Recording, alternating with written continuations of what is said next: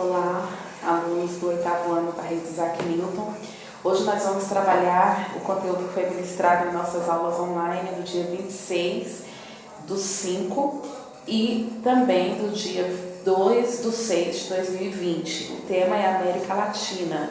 Eu vou pedir para que você acompanhe essa aula a partir do seu material teórico, que é o livro 2. Você pode abrir o seu livro aí na página 5, ok?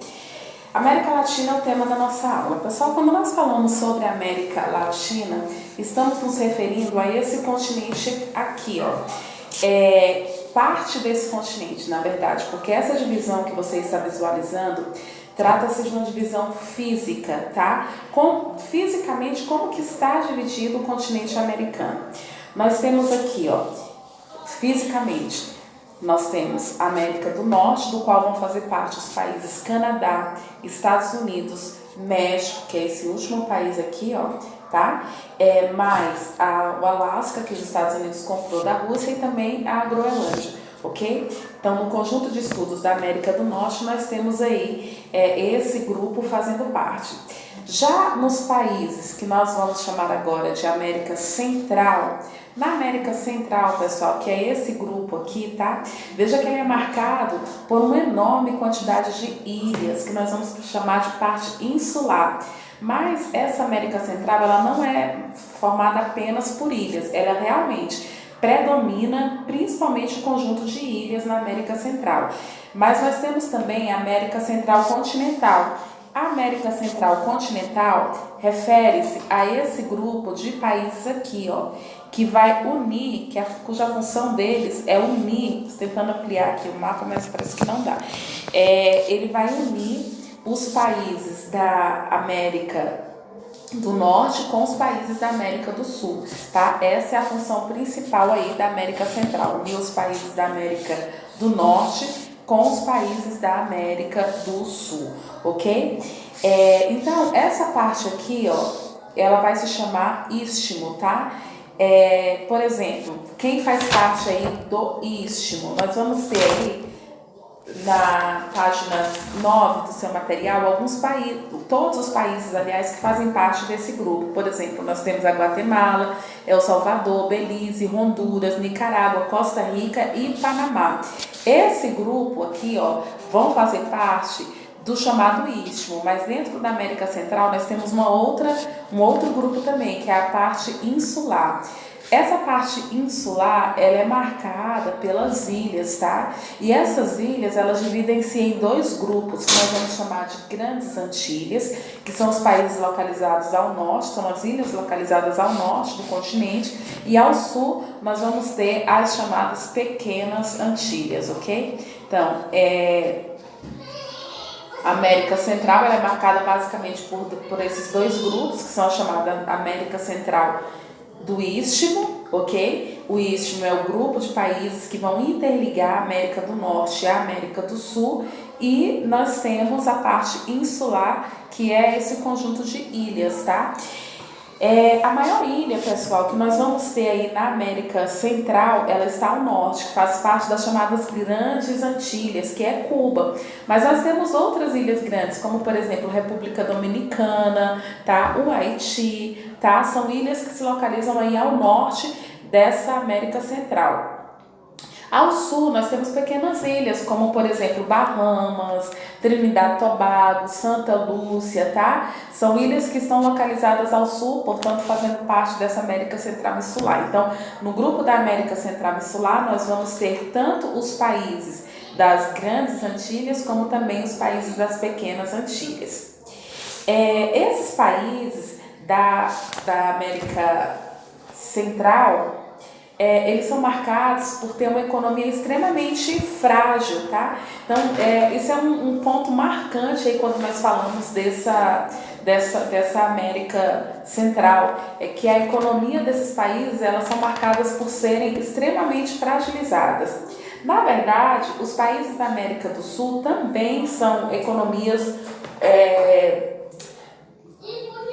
fracas, né, no processo de industrialização, mas quando comparadas aos países da América Central, os países da América do Sul se destacam, da América Central se destacam muito, tanto que eles são conhecidos por serem países de fraquíssima industrialização. Eles vivem basicamente da matéria-prima mesmo, né? Banana, cana-de-açúcar. Então, tem repúblicas lá que são conhecidas por serem republiquetas de banana, porque trata-se de uma região também de clima tropical, né? Então, esses cultivos aí, como banana, café, a cana-de-açúcar, é a base da economia de muitos países da América Central, ok? Olha, no caso da América do Sul, como eu disse, a industrialização também não é forte, tá? Tanto que quando a gente fala da América do Sul, os países mais industrializados são o Brasil, a Argentina, nós temos também o México, mas o México está na América do Norte, fisicamente falando, não do ponto de vista histórico-cultural. Do ponto de vista histórico-cultural, nós vamos ver daqui a pouco que o México ele já não vai fazer parte aí desse grupo de países ricos, né? Porque o México ele fica meio que perdido se a gente compara assim fisicamente. Canadá, que é uma grande potência, Estados Unidos, uma grande potência, e logo aqui embaixo a gente vai encontrar, ó, o México tá aqui, ó, gente, é vizinho dos Estados Unidos da América, então ele fica numa posição meio que deslocada quando nós falamos aí desse conjunto de países, tá? Do ponto de vista do relevo, nós vamos encontrar uma variedade muito grande de relevo no conjunto de estudos da América Latina. Nós temos terras, para você ter uma ideia, terras que vão a 4.800 metros de altitude e outras que estão assim no nível do mar mesmo. Por exemplo, nessa faixa oeste de terras aqui, ó, vamos pegar aqui da América do Sul, por exemplo, nessa faixa oeste de terras aqui, ó, nós vamos ter aqui um conjunto de montanhas, tá? Esse conjunto de montanhas aqui, ó, nessa faixa oeste de terras da América do Sul, ela é conhecida pela Cordilheira dos Andes, tá bom? 6 países vão fazer parte da chamada Cordilheira dos Andes. Quais são os países que fazem parte da chamada Cordilheira dos Andes? Quais são esses 6 países? Nós temos aí a Venezuela, temos a Colômbia, o Equador, Peru, Bolívia. Aí vamos ter uma parte do Chile, tá? Uma parte do Chile não, todo o Chile, aliás, fazendo parte aí desse conjunto que são chamados países andinos. 6 países fazem parte, portanto, dos países andinos, tá? Andinos por quê? Porque nesses países estão localizados esse conjunto de montanhas que é a chamada Cordilheira dos Andes. Mas, veja bem, oitavo ano, não apenas aqui nós encontramos terras altas, não. Na parte norte também do território, nós vamos encontrar um outro conjunto de montanhas, tá? Que na parte oeste também. Só que vai pegar um pouquinho mais dessa parte oeste aqui, tá? Ele é um pouquinho maior, assim, de largura do que em relação à América do Sul. São as chamadas montanhas rochosas, tá?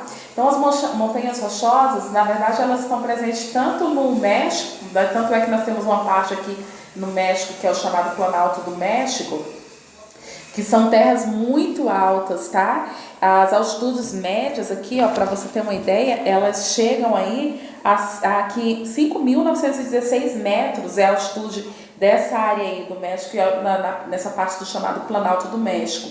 Aí temos aqui nos Estados Unidos essas terras que vão a 4.418 metros nessa parte dos Estados Unidos, do qual fazem parte essas chamadas montanhas rochosas. E temos também aqui, ó, no Canadá, essas terras que vão também a 4.187 metros.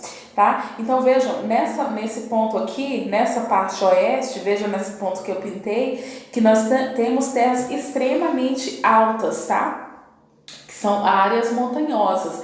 Então, nós vamos ter tanto a Cordilheira dos Andes, conjunto de montanhas ao sul, Cordilheira dos Andes, do qual vão estar presentes esses 6 países que eu mencionei, e ao norte nós vamos ter aqui, dentro desse grupo aí, as chamadas montanhas rochosas, ok?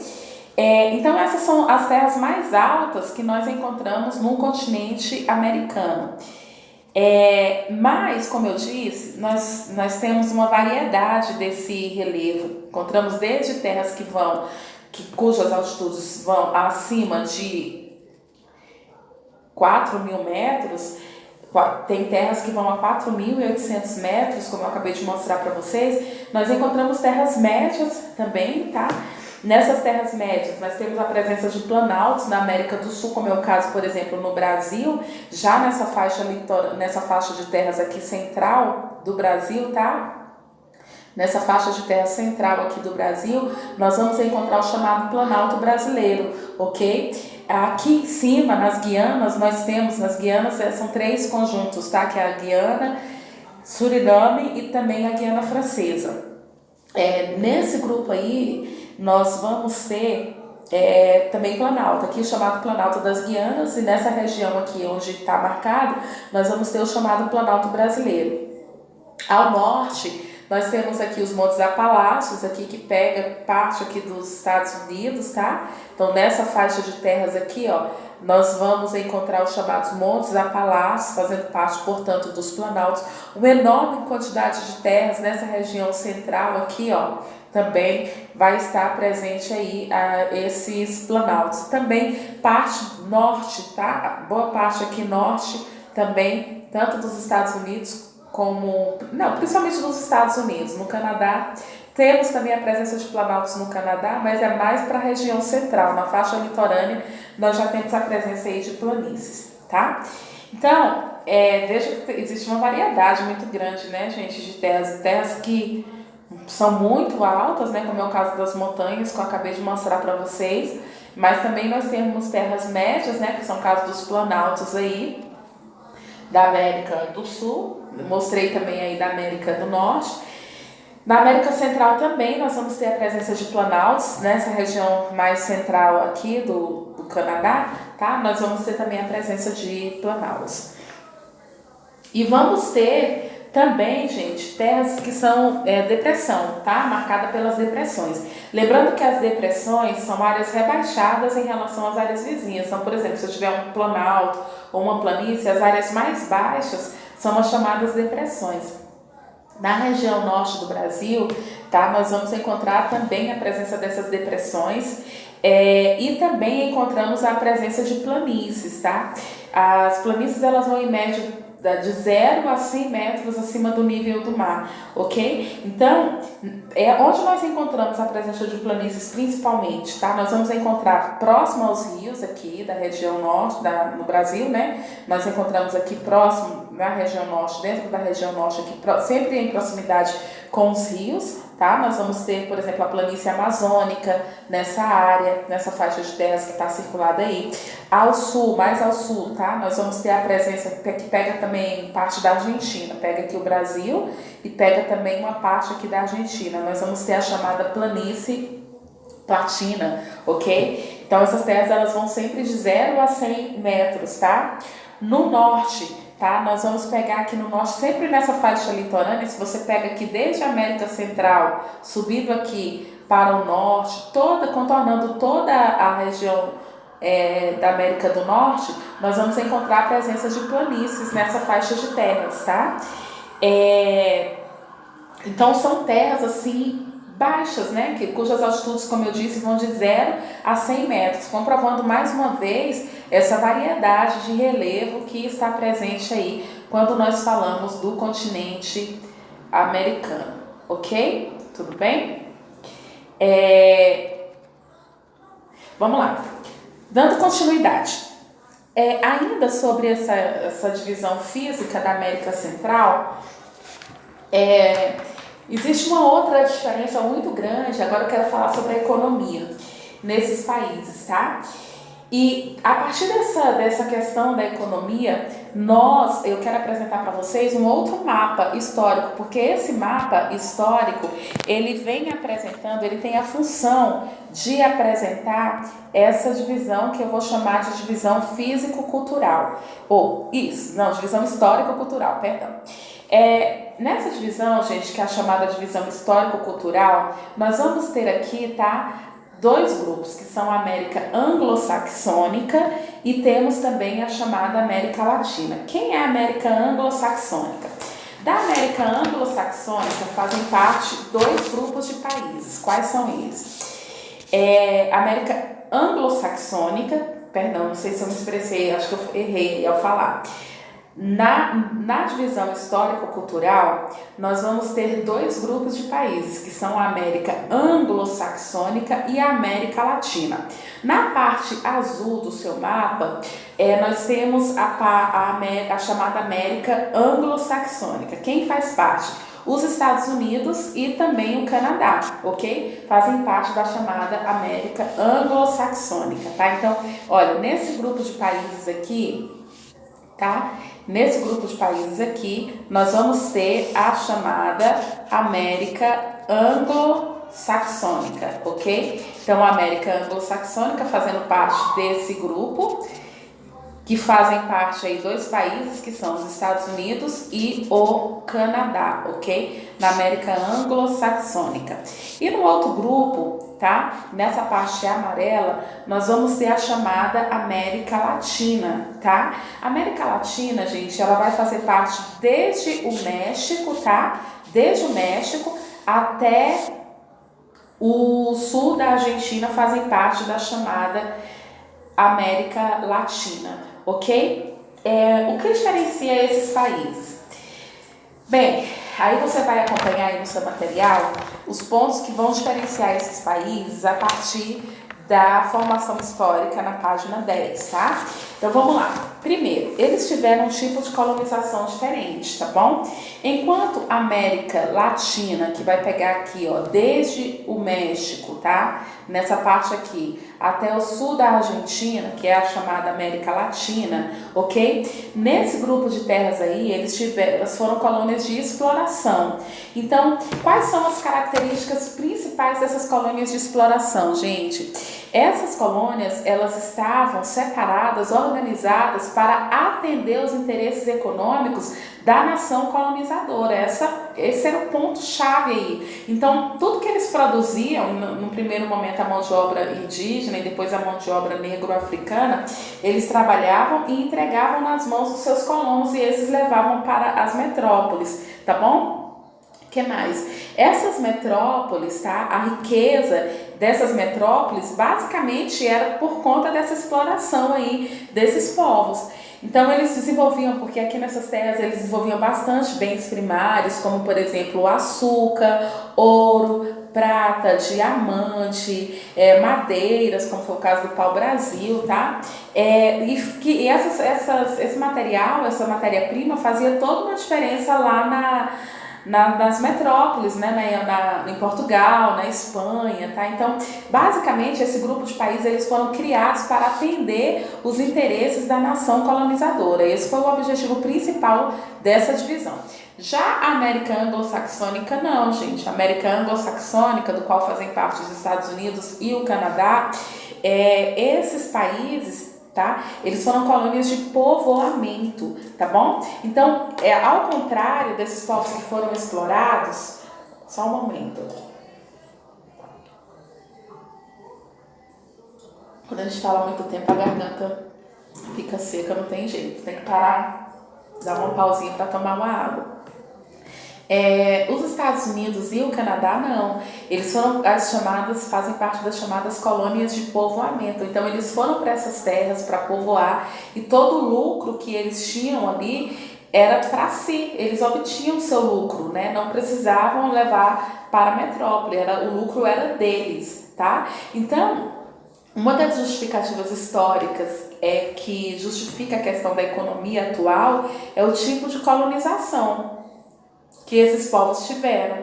Então veja, desde sempre eles lucraram. O Brasil não, só depois que ele passou a ser independente, que ele passou a lucrar e trabalhar. E aquilo que ele obtinha era para o seu próprio lucro, tanto que quando a gente fala do processo de industrialização do Brasil, a gente vê que quando o crescimento da industrialização do Brasil, ela ocorre principalmente ali no final do século XIX e início do século XX, né? Porque com a exportação do café, que aí nós conseguimos acumular capital. E essa acumulação de capital foi um dos fatores que favoreceram a industrialização no Brasil.